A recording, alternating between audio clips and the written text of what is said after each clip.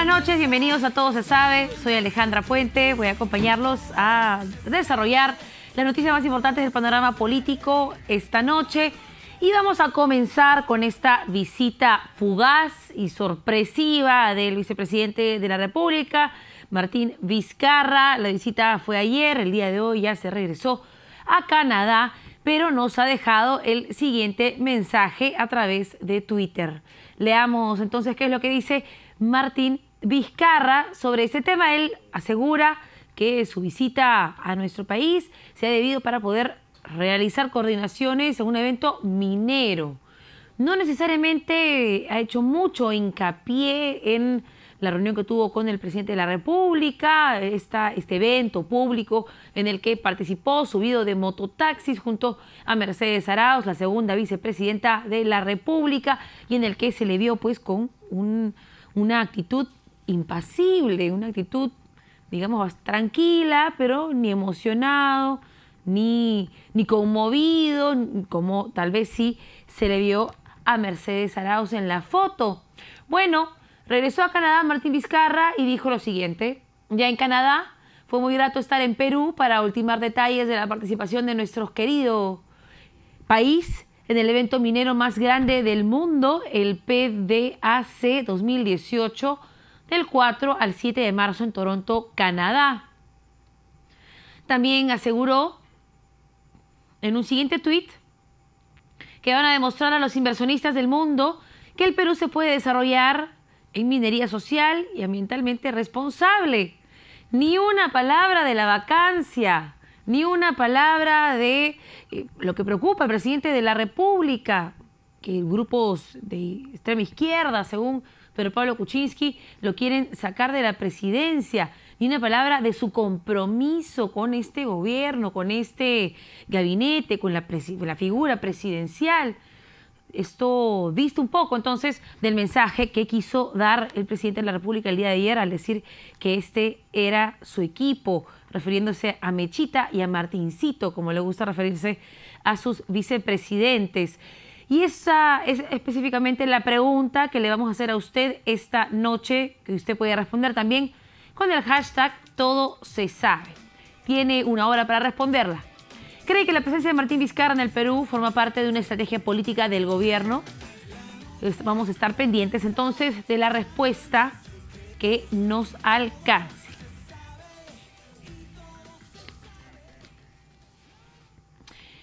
Bien, y dentro de lo que se ha debatido en los últimos días, desde el viernes específicamente, que la Corte Interamericana de Derechos Humanos le ordenó al Congreso dejar de procesar constitucionalmente a 4 magistrados del Tribunal Constitucional. Nos preguntamos todos qué significa esta resolución, qué puede hacer el Perú ante ella. ¿Puede desacatarla? ¿Puede hacer lo que ha hecho el Congreso y pedirle una aclaración? Vamos a enlazarnos vía telefónica con el abogado constitucionalista Víctor García Toma para que nos dé algunos alcances legales específicos sobre este punto. ¿Cómo está, señor García Toma? Buenas noches. Bienvenido a Todo Se Sabe. Gracias, Alejandra. Gusto en saludarla. Muy buenas noches. Bueno, la primera pregunta que hay que hacer es: ¿el Estado peruano está obligado a cumplir esta sentencia de la Corte Interamericana de Derechos Humanos que ordena al Congreso a dejar de procesar constitucionalmente a estos 4 magistrados? El Perú, libre, espontánea y en ejercicio pleno de su soberanía, suscribió la Convención Americana de Derechos Humanos, más conocido como Pacto de San José de Costa Rica, y se comprometió también a la jurisdicción de la Corte Interamericana.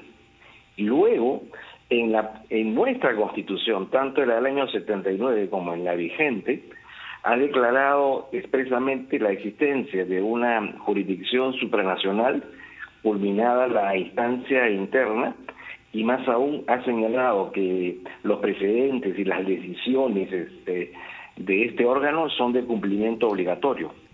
Por último, ha dictado una ley que establece los mecanismos internos para el cumplimiento de las decisiones que en particular puedan ser competencia del Estado peruano. ¿Y cuáles son esos mecanismos internos entonces para poder gestionar este cumplimiento?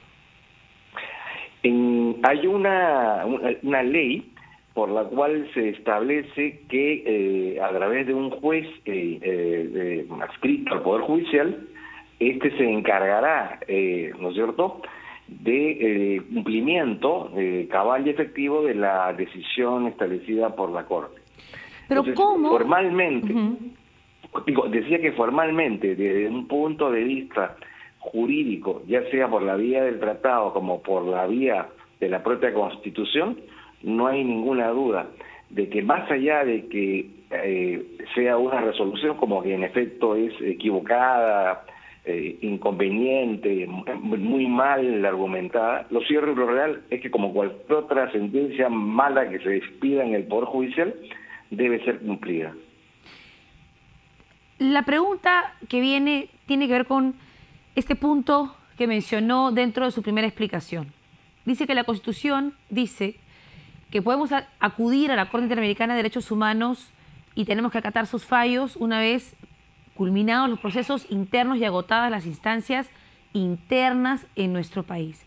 Ese es precisamente el argumento del Congreso, que esta acusación constitucional contra los 4 magistrados está en curso, no han sido sancionados, no hay una votación, no hay una destitución y por lo tanto no se ha agotado la instancia interna.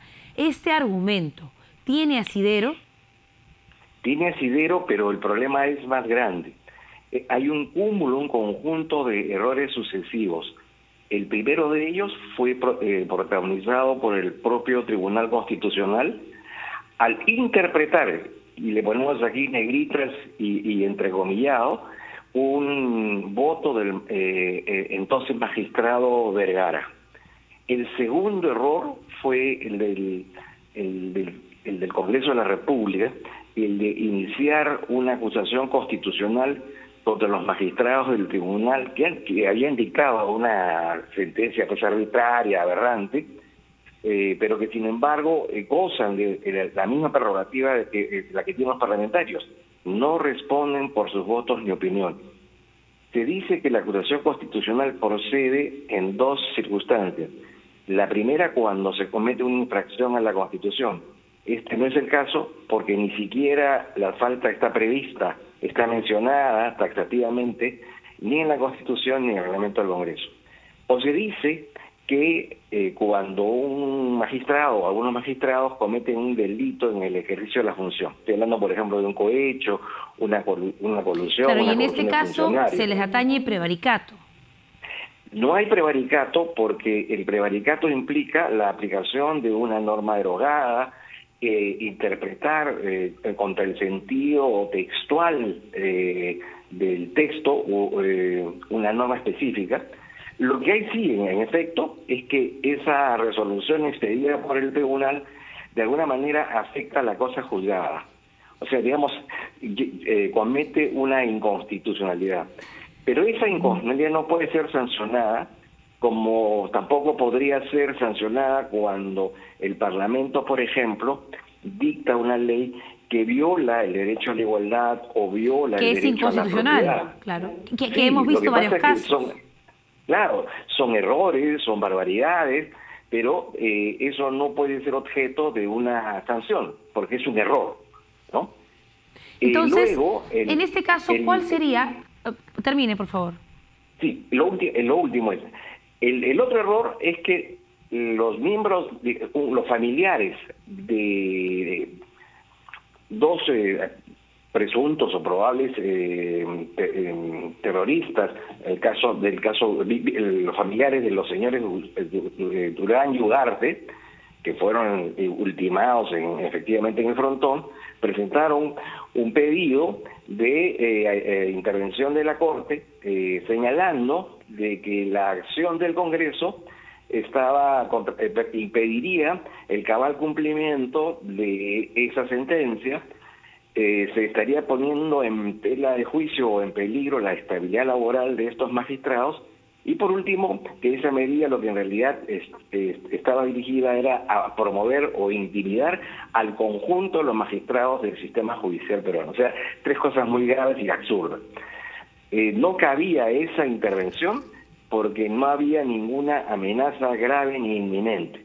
A lo sumo se había llegado a una emisión de un dictamen de parte de una comisión que estaba sujeta a conocimiento. Pero digamos que estamos en una comedia de enredos y el Tribunal Constitucional cometió un error al, digamos, utilizar esta figura del error material para cambiar el voto de un juez que según ellos no se está cambiando porque el sustento en el texto, digamos, era en un sentido y al final votó en otro sentido. Pero digamos que ellos, como usted dice, cometieron un error y cambiaron un voto y generaron un problema. El Congreso pide o está evaluando, o la comisión del Congreso que evaluó el tema, ha sugerido acusar constitucionalmente y retirar esos magistrados, y esto también podría ser un error porque no están sujetos pues a ser castigados por la emisión de sus votos. Y ahora la Corte Interamericana de Derechos Humanos ha dicho que se tiene que dejar de investigar o acusar a estos magistrados sin tener, digamos, todos los hechos claros o todos los argumentos claros. Pero el problema aquí es que uno no puede apelar las decisiones de la Corte Interamericana de Derechos Humanos. ¿O sí? Totalmente de acuerdo. ¿Qué se puede hacer si ya estamos, digamos, en esta instancia que sería como la instancia superior de todas? La Corte se ha pronunciado de manera equivocada, de manera arbitraria, pero ha señalado que ese proceso debe ser archivado. El Congreso de la República ha respondido planteando de que ha presentado o va a presentar un recurso de aclaración. Pero lo que la ciudadanía debe tener claro es que si bien es cierto que una parte afectada por una decisión puede presentar el recurso de aclaración, este consiste en un mecanismo de impugnación, un mecanismo técnico, en donde se le pide al juez que ha dictado, o al tribunal que ha dictado una decisión, la revise porque supuestamente habría incurrido en un error adjetivo, un error material, o hubiese omitido un pronunciamiento, secundario. Pero el recurso de aclaración en modo alguno puede alterar el sentido de la decisión.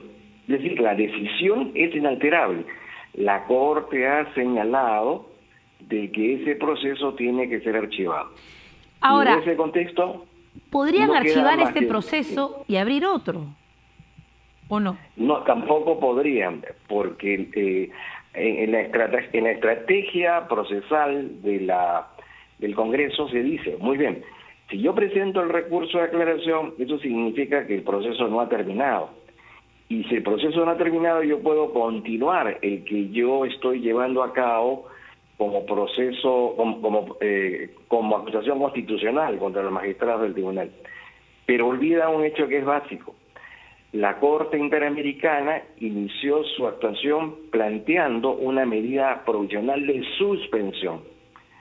En consecuencia, si el Congreso dice que el proceso todavía no ha terminado porque hay un recurso que todavía tiene que ser resuelto, tampoco tiene la posibilidad de actuar porque se mantiene subsistente la suspensión con la que la Corte inició su actuación. Hemos escuchado en los últimos días a varios parlamentarios de distintas bancadas decir que a ellos no se les puede impedir que voten en este caso y que por eso van a continuar con la acusación constitucional. Si ellos deciden darle acción a sus palabras, ¿qué estarían haciendo? ¿Qué estaría pasando? Yo creo que, Alejandra, estamos equivocando el camino y estamos sobredimensionando las cosas. En puridad, el caso de los 4 magistrados es un caso menor en relación a otros problemas que tiene el Perú y en todo caso en relación al tema de la propia Corte Interamericana. El tema de fondo, y es que existe cada vez de manera más creciente en la ciudadanía en el Perú una reciente indignación, una reciente molestia por una serie de fallos que en el Perú se estiman inconvenientes, cerrados, abusivos, arbitrarios. Muy bien. ¿Cuál es el problema de fondo? El problema de fondo es que en la Organización de Estados Americanos no se está eligiendo a las autoridades que imparten justicia supranacional, digamos, de la manera más debida y competente. hay en consecuencia la responsabilidad de que el Perú, en conjunto con otros países que tienen también ese mismo sentimiento, en Colombia, en el Paraguay, en el Brasil... ¿Hay cuestionamientos otros, hacia los magistrados que conforman esta Corte? Hacia el comportamiento de la Corte en los últimos años, que viene excediéndose en el ejercicio de sus competencias. Entonces hay que, por un lado, mejorar el mecanismo de elección y por el otro lado, iniciar un proceso de reforma del sistema para que no exista un desborde, una desnaturalización de las competencias. No nos olvidemos que el Perú, como todos, o como buena parte de los países que suscribieron la Convención Americana, lo hicieron para preservar los derechos fundamentales en el marco de países que habían vivido o venían sufriendo cruentas dictaduras. Señor García Toma, ya para terminar, para cerrar el tema, se ha esbozado la posibilidad de retirarnos del Pacto de San José por varios motivos. Porque se debate la pena de muerte, porque no se quiere, digamos, cumplir con este fallo específicamente. Si esto se diera, ¿cuál sería el procedimiento y qué significaría para el Perú? Lo primero, habría que decir que eso sería una actitud totalmente equivocada y sería un retroceso enorme, ¿no es cierto?, para la afirmación de los derechos constitucionales, los derechos fundamentales en el Perú. Pero en la hipótesis que usted me plantea, lo primero que tendría que hacer el Perú es reformar su propia Constitución.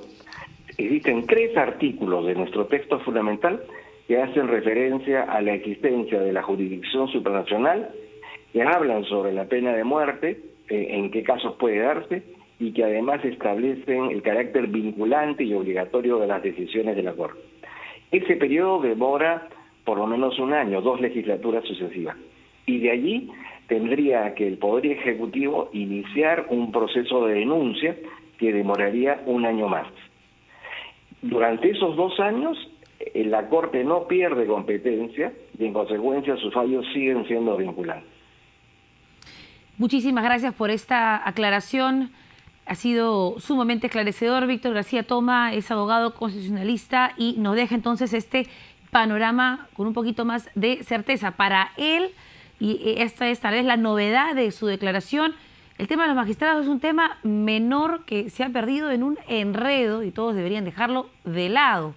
Vamos a ver si es que nuestros políticos opinan lo mismo y qué dice la Corte Interamericana de Derechos Humanos cuando decida aclarar las preguntas que le están extendiendo el Estado peruano. Vamos a hacer una pausa y al regresar vamos a hablar de la coyuntura política, de esta medida que ha tomado el presidente de la República, de evaluar el aumento del sueldo mínimo, del pedido de vacancia en su contra, y para eso estará en estudios el sociólogo Fernando Rospigliosi. Ya regresamos.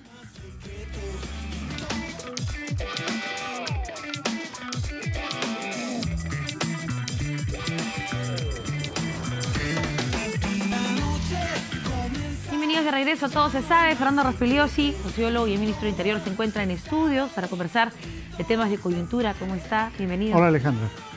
Bueno, primero habría que analizar las últimas declaraciones del presidente de la República y de Mercedes Arauz, que en los últimos días han comenzado a sostener un discurso un poquito más fuerte, potente en contra de este proceso de vacancia. El presidente de la República ha reiterado pues, que esa es una intención de grupos radicales de izquierda. Mercedes Arauz ha dicho pues, que esa es una intención golpista, ¿no? La de vacar, y que es un absurdo vacar al presidente de la República. ¿Qué significa esta estrategia, esta reacción por parte del Ejecutivo? Creo que es una defensa un tanto desesperada, ¿no? Ambas afirmaciones son falsas. No es verdad lo que dice el presidente de que la izquierda quiere sacarlo, de que esto es una suerte de conspiración izquierdista. Los izquierdistas quieren sacarlo ahora, pero también los fujimoristas, que no son de izquierda, algunos apristas, algunos de Acción Populistas, algunos del partido de Acuña, es decir, hay una pluralidad muy grande que quiere sacarlo. Y bueno, la mayoría de la opinión pública, según las últimas encuestas de Datum y de Ipsos, 53 en una y 54 en otra, quieren que se vaya. Y lo que dice Mercedes Arauz tampoco es cierto, obviamente. Esto no es un golpe. Los golpes fueron prohibidos en América Latina desde los años 80 y en Latinoamérica se ha encontrado una nueva manera de deshacerse de los presidentes indeseables, que es el juicio político y la vacancia. Y de esta manera han caído 15 presidentes en las últimas décadas. Pero es una suerte de golpe dentro del marco constitucional, digamos. No, pero hay una diferencia sustancial. Los golpes eran dados por los militares que establecían dictaduras, muchas veces brutales y de duración indefinida. Esto es un proceso que se da dentro del marco legal y constitucional y no implica, eso es lo más importante, no implica que se acaba la democracia, ¿no? Continúa el proceso democrático. Es cierto que con sobresaltos, pero es un mecanismo perfectamente legal. Ahora, podemos estar de acuerdo o en desacuerdo con que se aplique, pero es un mecanismo perfectamente legal. Y tampoco es cierto ese argumento de que hay que probarle delitos. Eso es absolutamente imposible, porque el presidente no puede ser acusado mientras es presidente. O sea, que si se exigiera prueba, ningún presidente habría sido vacado nunca, porque eso no es posible mientras está en el cargo, ¿no es cierto? Pero puede haber elementos suficientes para considerar que puede ser vacado. Pero finalmente es un proceso político. Pero los argumentos, ¿no?, que se utilizan dentro de estos procesos políticos, por más que sea porque no te cae gordo pues el presidente, son jurídicos, son vínculos con empresas, son vínculos con Odebrecht, son pagos. En este caso son de corrupción, ¿no? Acusaciones de corrupción. Y eso forma parte pues de un proceso tradicional judicial, y por eso es que la defensa también del Ejecutivo siempre ha estado ligada en ese sentido, a decir, yo no recibí sobornos, me están acusando injustamente, quieren utilizar esto de excusa para sacarme. Entonces, la pregunta es, ¿el presidente está consciente de esta diferencia entre el juicio político y el juicio No, claro, ellos saben perfectamente de qué se trata. Lo que están haciendo es intentar justificar su permanencia con una serie de argumentos que realmente son falaces. Por ejemplo, la presidenta del Consejo de Ministros, la señora Mercedes Arauz, también ha dicho, bueno, esperemos al 2021 y ahí se le procesará. Eso es imposible. Imagínate, esperas al 2021, el presidente tendría 83 años y por supuesto se iría a los Estados Unidos. Imagínate que empiece la investigación y el juicio. Mira cuánto duran los juicios. El señor Gregorio Santos, de Cajamarca, tiene ya 4 o 5 años con el proceso. Y ni siquiera el juicio ha iniciado. César Álvarez, de Ancash, está preso, pero el juicio ni siquiera ha empezado. Martín Belaúnde. O sea, para que empiece un juicio de estos, en el sistema judicial peruano pasan 3, 4, 5 años. O sea, eso es la calenda griega, es simplemente un pretexto para que no ocurra lo que podría eventualmente ocurrir. Sí hay una sensación que no se le quiere vacar, que quiere el Congreso, los partidos quieren forzar una renuncia. Ah, claro. ¿Por qué? ¿Por qué lo digo? Porque en esta oportunidad Frente Amplio y Nuevo Perú se han unido para presentar una propuesta única y, por ejemplo, Mauricio Müller, quien parece ser bastante influyente en el Congreso, cada vez que emite sus opiniones, ha dicho que él no va a respaldarla y que lo que preferiría es que renuncie el presidente para que suma Martín Vizcarra y continuamos con la reconstrucción del país y todo sigue su curso. Entonces, pareciera que la falta de reuniones en estos días para hablar de la vacancia y esta espera se debe más bien a una especie de construcción estratégica para forzar una renuncia. No sé qué usted Sí, opina. claro, no, sin ninguna duda. O sea, pero esto también ocurrió el año pasado, en vísperas del proceso de vacancia y de la votación del 21 de diciembre, ellos lanzaron un globo de ensayo. La primera en hacerlo fue Jenny Vilcatoma, que le propuso al presidente que renuncie. En ese momento fue como un escándalo, pero después empezaron a sumarse voces de los fujimoristas y de otros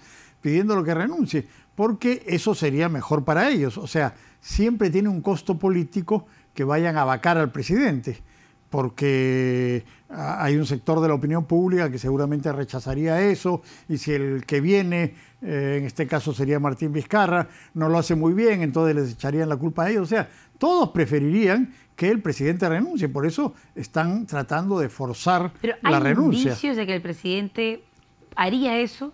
Ninguno.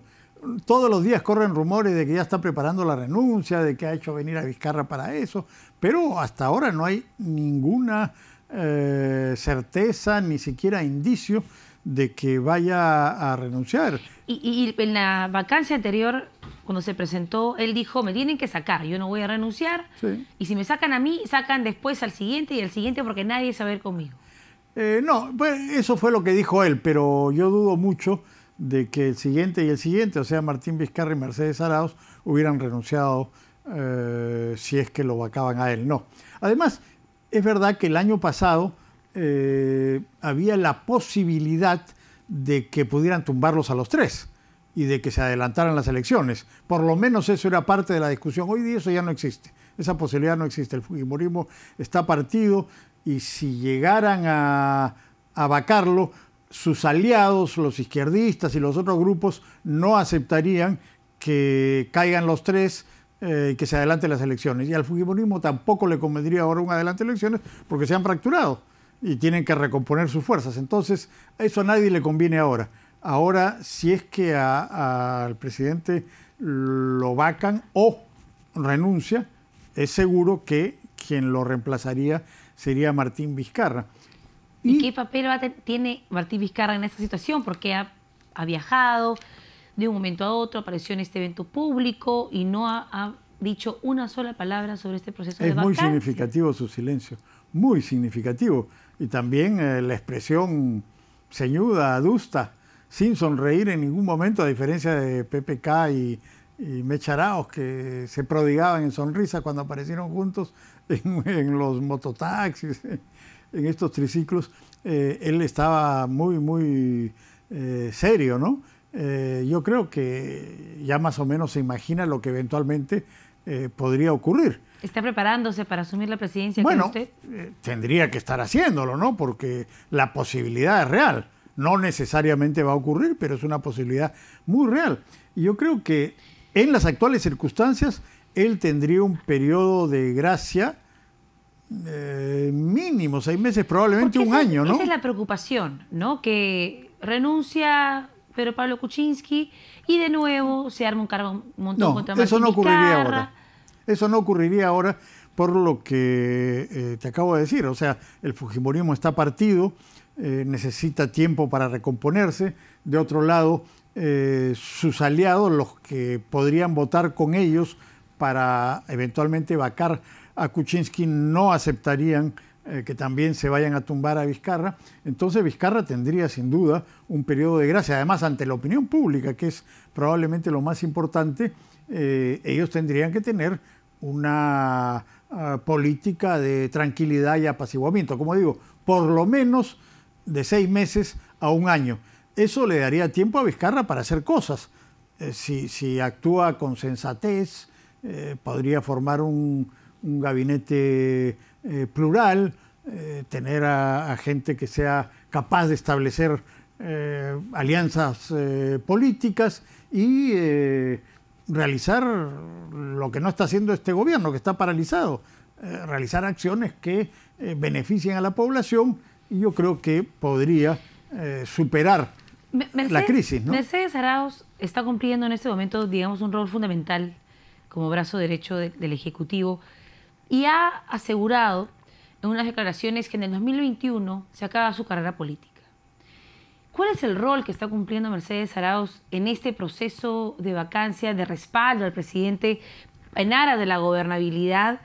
¿Y por qué cree que significa esta declaración de que el 2021 ella ya se retira? Mira, eso no ocurre con los políticos. Los políticos dicen que se van a retirar, pero usualmente no lo hacen hasta que ya llegan al fin de su vida. No, eso no creo que signifique nada. Lo que está diciendo es que no va a intervenir en un nuevo proceso, pero eso no lo sabemos. Después dice, bueno, la gente me lo pidió y entonces tuve que hacerlo. En realidad, creo que su actuación no ha sido de las mejores. Empezó cometiendo un error diciendo que iba a pedir facultades extraordinarias, cuando eso era poco probable que se las dieran, iba a ser una derrota política, tuvo que retirarlas. Y en fin, ha ido a trompicones, creo, manteniéndose como presidenta del Consejo de Ministros más que por sus propias habilidades, porque PPK no puede cambiarla, porque si cambia y pone a otro en ese cargo, tendría que pasar por el Congreso y de repente el Congreso no se la aprueba, entonces tiene que mantenerla ahí. ¿Pero es un error en su papel o es simplemente su posición frente al Congreso se ha debilitado tras el indulto a Alberto Fujimori? Bueno, claro, ¿no? Porque ella fue una de las que mintió también. Salió ese mismo día, cuando se discutía la vacancia, a decir que no había nada de indulto y a los 3 días Fujimori estaba indultado. Y nadie puede creer que la presidenta del Consejo de Ministros no estuviera informada de eso, cuando eso ya estaba circulando por todos lados, era más o menos público. Entonces, ese fue un error, ¿no? De los varios que ha cometido en este periodo. Pero como digo, PPK no puede cambiarla y el Congreso en este momento no está interesado en tumbarse ministros, está interesado en tumbarse al presidente. ¿Y qué tendría que suceder o cuál sería el escenario que propiciaría, a su visión, una renuncia del presidente de la República? Las declaraciones de Barata, que los gremios empresariales comiencen a hacer eco a estos pedidos de renuncia, porque también hay descontento por parte del empresariado. Sin duda, porque hay una parálisis, pues, ¿no? Esta incertidumbre lleva a la parálisis y por eso ya en el mundo empresarial también hay gente que está diciendo terminemos con esto de una vez, vamos con Vizcarra. Peor que esto no va a ser y podemos mejorar y salir de esta situación de entrampamiento, ¿no? En la cual el obstáculo es claramente el presidente. O sea, el crecimiento de la economía que ha sido arrancado muy lento se está enlenteciendo más todavía por esta crisis política que ahuyenta a los inversionistas. Ahora, ¿qué tendría que pasar para que renuncie el presidente? Yo creo que él se aferra al cargo y no está dispuesto a renunciar, pero quizás si se entera de que van a salir nuevas evidencias y de que eso ya sería el detonante para que de todas maneras lo vaque, podría hacerlo. Pero mi impresión es que él no tiene en su perspectiva ¿Cree renunciar. que lo van a tener que vacar? Bueno, a menos que ya estén a punto de hacerlo, que como digo haya nuevas informaciones sobre su relación con Odebrecht o que ya esté claro que se han conseguido los votos necesarios, entonces ya, digamos, al borde del patíbulo, renunciaría. Pero si eso no ocurre, él va a seguir confiando en su suerte, va a seguir confiando en que si ya no lograron los votos una vez, de repente tampoco los logran ahora, y de que viene la cumbre de Lima en abril, y entonces una serie de otras cosas, y no va a renunciar. El hecho de que Martín Vizcarra haya llegado al Perú y lejos de respaldar al presidente de la República, haya salido él respaldado, ¿no?, por, no sé, las declaraciones de, creo que hasta de las facciones de izquierda lo han alabado. Mauricio Mulder lo ha alabado. Yo la verdad es que he escuchado poco a Mauricio Mulder alabar a alguien en este país y ha dicho que, bueno, pues él es muy capaz, él ha sido gobernador regional y que él puede llevar a cabo la reconstrucción. ¿Qué significa eso y cuál es el reto que tendría Martín Vizcarra si es que se da esta situación hipotética en la que él es presidente de la República? Bueno, ese cambio que has hecho notar es un cambio sustancial con relación a principios del año pasado, cuando él era ministro de Transporte y está allá. Ese caso de Chinchero lo vapulearon porque ahí estaba esa posibilidad de tumbarlos a los 3 y querían quemarlo también a él. Pero ahora, como te decía antes, eso ya cambió radicalmente y ahora todos están apostando a que él sea el que reemplace a PPK. Yo creo que él tendría posibilidades. Para empezar, la valla está muy baja. O sea, la imagen que hay del gobierno de Pedro Pablo Kuczynski en este año y medio es pésima. La calificación que le da la ciudadanía es bajísima, era 0,6 en una encuesta de Datum de diciembre, ¿no? 0,6 sobre 20, un desastre. Entonces, la valla es baja y haciendo algunas cosas podría inmediatamente conseguir un cierto respaldo en la opinión pública que le ayudaría a vencer también las resistencias que eventualmente tenga en el Congreso. Y como digo, por lo menos al principio, los diferentes partidos no estarían en condiciones de empezar a pegarle, como le empezaron a pegar a PPK desde el principio. No estarían en condiciones de eso porque la opinión pública lo rechazaría. Entonces tendrían que darle un cierto respaldo, por un tiempo por lo menos. Y si se maneja con moderación y sensatez, yo creo que podría salir adelante. Y si cede suficientes puestos en el gobierno, y si también claro, dependerá de eso, obvio, tiene que hacer alianzas. Él no tiene partido, no tiene bancada, no tiene nada. Bueno, PPK tampoco tiene partido y tiene una bancada minúscula, pero él tendría que tener operadores políticos para tejer... ¿Prestados? Sí, claro, bueno. Así como los que podría tener PPK, prestados. Tendría que tener operadores políticos para poder tejer algunas alianzas básicas que le den un sustento. ¿Esencialmente no significaría eso que gobernaría Fuerza Popular? No, es cierto que tendría una mayor presencia, quizás un mayor poder en ese sentido en el gobierno, pero tienes que tener en cuenta que Fuerza Popular está dividida, está fragmentada y que también hay otros grupos que son opuestos políticamente, como los grupos de izquierda, que suman 20. Y en fin, digamos, ellos se pueden unir en una eventual vacancia de Pedro Pablo Kuczynski, pero al día siguiente están divididos porque son el agua y el aceite. O sea, no es que van a cooperar entre sí. Entonces, sí, tendría que hacer, digamos, un sistema de alianzas con, no solamente con uno, sino con varios grupos. Y no es que gobernaría Fuerza Popular, eso no ocurriría, porque tampoco a Fuerza Popular o al queiquismo, digamos, le interesaría comprometerse con un gobierno que eventualmente puede terminar después con desprestigio y ellos cargar con ese desprestigio en la siguiente elección. Eso no les conviene. Bueno, y ya para terminar la entrevista, ¿cuál sería el rol de Kenji y Alberto Fujimori en todo este escenario? ¿Existe la posibilidad de una reconciliación entre Keiko y su hermano?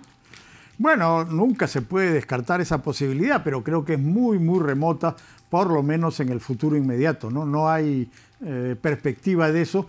Y una cosa que va en contra de Kenji es el hecho de que Alberto ha tenido que sumergirse por necesidad, ¿no? Porque si aparece públicamente, eso irritaría al antifujimorismo, que sigue siendo fuerte, y además está el asunto de la Corte Interamericana, está el asunto del caso Pativilca, tiene una serie de problemas, y entonces eso le impide salir a respaldar a Kenji y hacer que avance el partido que Kenji está pensando en fundar.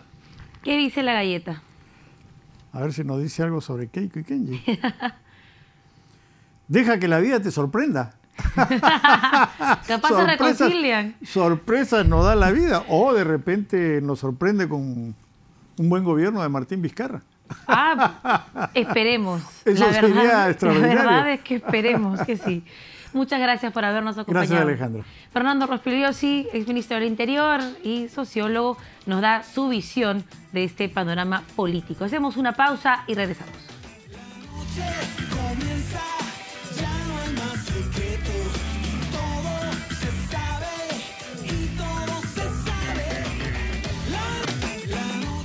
Bienvenidos de regreso a Todo se sabe, un tema que es de crucial importancia, pero que muchas veces queda relegado debido a la coyuntura política, es precisamente la economía. ¿Qué va a pasar con todas estas empresas constructoras que están siendo investigadas, que tienen sus cuentas congeladas, que no pueden pagar a sus proveedores, que no pueden culminar las licitaciones que ya tienen en su poder del Estado? Vamos a hablar sobre este tema y sobre el decreto de urgencia 003 que ha sido extendido por un periodo más, falta de consenso para poder aprobar la ley del Ejecutivo que quiere reemplazarlo con Gonzalo Priale. Él es presidente de la Asociación para el Fomento de la Infraestructura Nacional, AFIN. ¿Cómo está? Bienvenido. Bien, buenas noches. Bueno, primero habría que preguntarle a usted qué opina de esta nueva propuesta que está haciendo el Ejecutivo para reemplazar el decreto de urgencia 003 que, como recordamos todos, proponía y tenía como bastión central garantizar el pago de la reparación civil al Estado y por ende impedir que Odebrecht y otras empresas relacionadas muevan sus capitales. En realidad tenía tres objetivos. Uno era mantener los proyectos en marcha, evitar que se rompan sus cadenas de pago y cautelar el pago de la reparación civil. Pero el énfasis se puso en la reparación civil y se rompió la cadena de pagos, los proyectos se han detenido y ahora han tenido que, el MEF creo acertadamente, presentar un nuevo proyecto de ley que trata de, me imagino, sacar lecciones de la experiencia y evitar que se mantenga esta especie de parálisis en que ha entrado la construcción en general, porque el tema Lavajato se ha sumado lo del club de constructores y ahora todo es pues un mundo de sospechas y eso dificulta ver claro para dar pasos adelante. ¿Qué opina afín de estas medidas específicamente?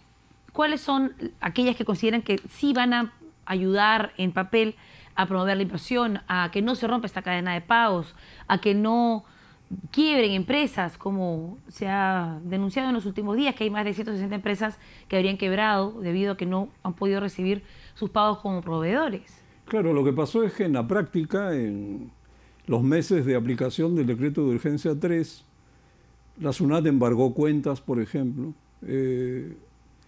Funcionarios no tomaban decisiones autorizando pagos por avances en proyectos. La rueda se fue parando. Municipalidad Metropolitana de Lima prohibió la instalación de un peaje en Puente Piedra en el proyecto grande Rutas de Lima. Esto genera un déficit de caja tremendo. No se ha resuelto, ha pasado un año y ahora tenemos la Ramiro Brialé abandonada, la pista esta del Derby abandonado. Entonces hay que subsanar esos problemas. Quizás la raíz es que en el Perú no tenemos legislación apropiada para enfrentar estos casos de corrupción y entonces se ha tratado de montar un esquema como el decreto de urgencia 3. Ahora hay que ver cómo se hace para que funcione con la reparación civil. Claro, porque en otros países hay multas, no hay reparación civil. Se ha criticado que este decreto de urgencia y las medidas que se han tomado por parte de la Procuraduría han ahorcado al empresariado y han generado esta situación que nos podría llevar a una posible recesión. ¿Cuál cree usted ha sido el rol de la Procuraduría en generar esta situación? Mire, la Procuraduría trata de cumplir su rol dentro del marco de la ley. El problema es que esta ley no está pensada para casos como este. El ejemplo típico es lo que se ha hecho en Brasil. Estados Unidos, Suiza y Brasil, de acuerdo, bajo la conducción, digamos, de Estados Unidos, estableció una multa de 2.400 millones de dólares para Odebrecht por todo concepto en todos sus proyectos. 2.200 millones de dólares que tiene que pagarle Odebrecht al Brasil a lo largo de 20 años por una cantidad de proyectos que es varias veces mayor que los proyectos que Odebrecht tuvo en el Perú. Imagínense, el procurador establece una primera estimación de casi la mitad de lo que están multando en Brasil a Odebrecht.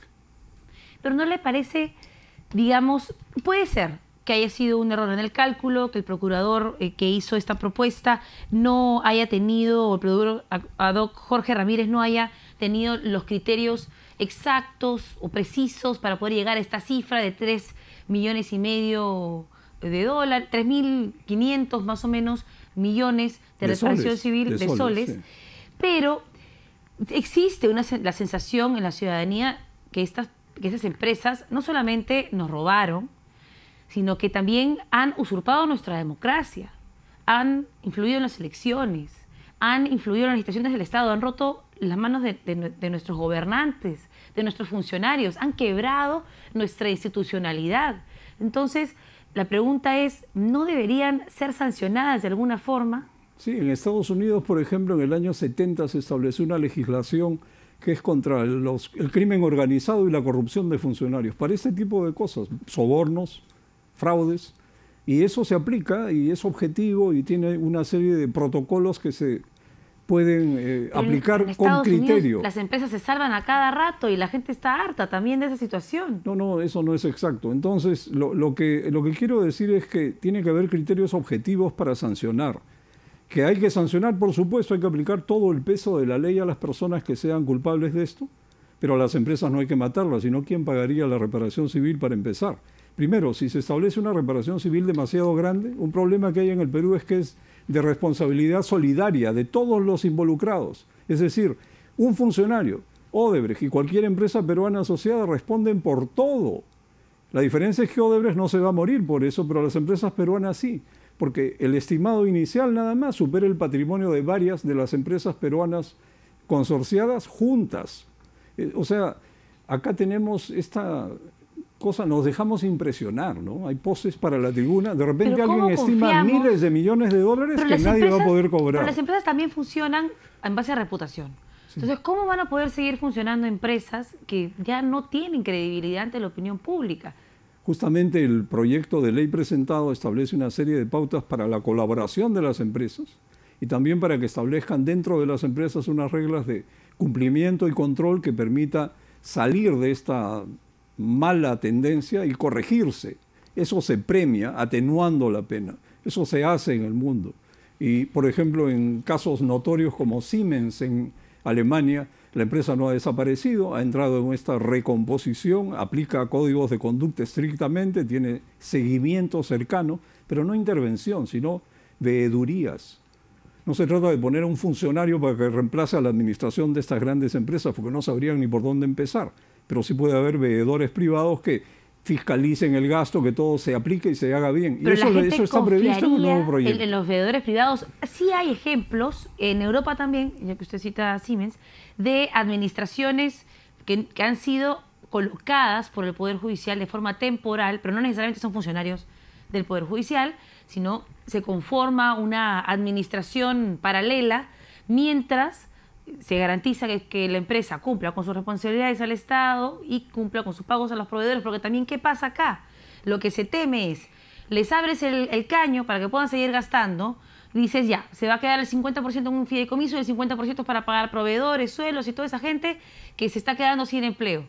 Y las empresas agarran esa plata y se la llevan afuera. Bueno, es que no es así. ¿Cómo podemos garantizar que eso no suceda? Lo que está previsto es estimar o calcular el flujo de ingresos y egresos a valor presente del proyecto, quitarle los compromisos de pago pendientes con proveedores, contratistas, obreros, trabajadores, SUNAT. Luego a este resultado llamado valor empresa se le descuentan las deudas con los bancos, lo que queda es el valor de venta y de eso el 50% se retiene para la reparación civil. Lo que permite hacer esto es avanzar, porque si vamos a estar esperando un estimado de la Procuraduría, que además tendría que hacerse caso por caso, porque si se hace uno global, la cifra va a superar cualquier proyecto y no se va a poder cobrar, porque todo lo que se recaudase por la venta tendría que ir a parar a la reparación, y no hay forma de hacerlo, porque por eso se rompen las cadenas de pago. Si es que uno quiebra la empresa, no va a haber forma de cobrar la reparación civil. Si la cifra que uno pretende cobrar es inmensa, no va a haber forma de cobrarla. Y van a quebrar las empresas peruanas asociadas porque los bancos van a dejar de prestarles dinero. Eso es lo que preocupa. Estamos entrando en una crisis sistémica. Pero hay otro punto que también preocupa. De acuerdo con que hay que hacer algo, de acuerdo con que no se puede permitir que el país entre en una recesión, se tiene que continuar trabajando y continuar haciendo obra pública, por más que estas empresas estén en un proceso de investigación. Pero hay un aspecto de este proyecto que ha generado preocupación y es la parte del silencio administrativo, que establece que cuando una empresa le pide permiso al Estado para poder mover sus activos, vender, hacer, digamos, continuar con sus negocios, si el Estado no responde en un plazo determinado, la empresa asume ese silencio administrativo y procede.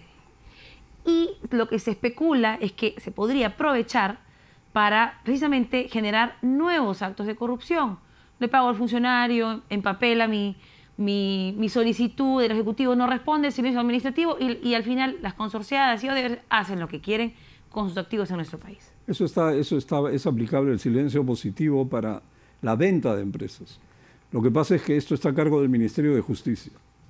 La otra cara de la medalla es que los funcionarios tienen tanto temor a tomar esta decisión que simplemente no se produce la venta, se caen las empresas, se paralizan los proyectos y entramos en una crisis.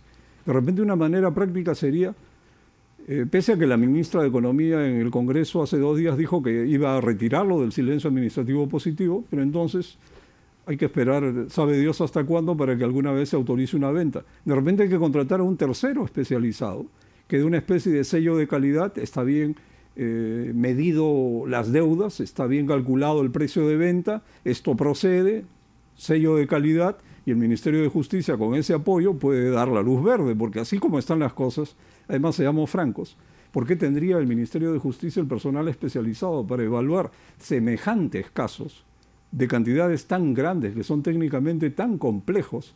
No podrían, o sea, es como pedirle, no sé, pues a un futbolista que viaja al espacio, no va a poder. Catherine Ampuero, quien fue procuradora para el Ministerio de Justicia, dice que este proyecto de ley está hecho a la medida de Odebrecht y que va a garantizar la impunidad, y se refiere específicamente a este acuerdo de colaboración eficaz que lo libera de cualquier responsabilidad en el pago de la reparación civil.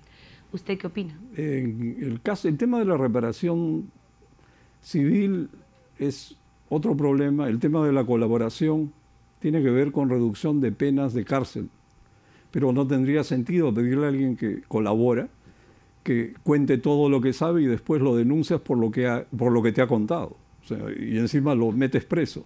Por ejemplo, nadie colaboraría. Montero podría acogerse dentro de este nuevo marco legal. Creo que en el nuevo proyecto se establecen fórmulas para la colaboración de quien desee colaborar.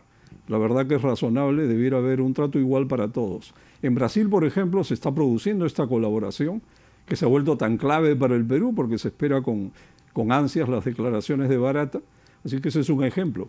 Lo que no podemos hacer es exigir que se aplique todo el peso de la ley para cobrar la reparación civil, porque lo que vamos a producir es una recesión en la economía.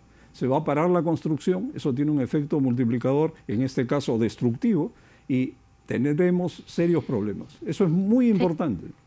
Señor Preley, yo cuando lo escucho hablar, lo veo preocupado, francamente. ¿Sí puede, por favor, agarrar una galleta? Sí. Yo lo veo preocupado por los índices económicos, por el crecimiento económico de nuestro país este año, pero le pregunto a usted como representante de AFIN si cree que hicieron todo lo que pudieron haber hecho para evitar que esto suceda. Mire, los gremios no tienen como función evitar que esto suceda, pero sí podemos colaborar para evitar que vuelva a suceder y que esta vez se solucionen los problemas, porque si nos vamos a pasar la vida entera encontrándole peros a cada propuesta que se haga para solucionar el problema sin dejar que funcione, y después decir, ya ven, no funcionó. Pero no hay responsabilidad al hacerse a los ciegos. Por favor, recuerden, no ciegos ni sordos ni nada. Las cosas a veces ocurren sorpresivamente. Por ejemplo, periodistas que hacen la pregunta, y usted no sabía, misma pregunta, ustedes estuvieron 5 años durante el gobierno de Toledo, ¿no sabían? O sea, es algo que... Se sospechó. Bueno, entonces todos sospechaban, pero no había pruebas. Estas cosas son procesos judiciales que hay que probar. No se puede simplemente presumir culpa y hacer que alguien comience a depositar plata por una reparación civil que ningún juez ha declarado. La reparación civil es accesoria a la sentencia. Tras un juicio debido, el juez condena a unos años de cárcel y a una reparación civil. Eso es accesorio a la cárcel. Y un crecimiento económico basado en aire, en corrupción, en dinero que no existe. ¿A usted le parece un crecimiento que le beneficia al país? No, lo que hay que evitar es que haya oportunidades para la corrupción. Hay que seguir haciendo obras.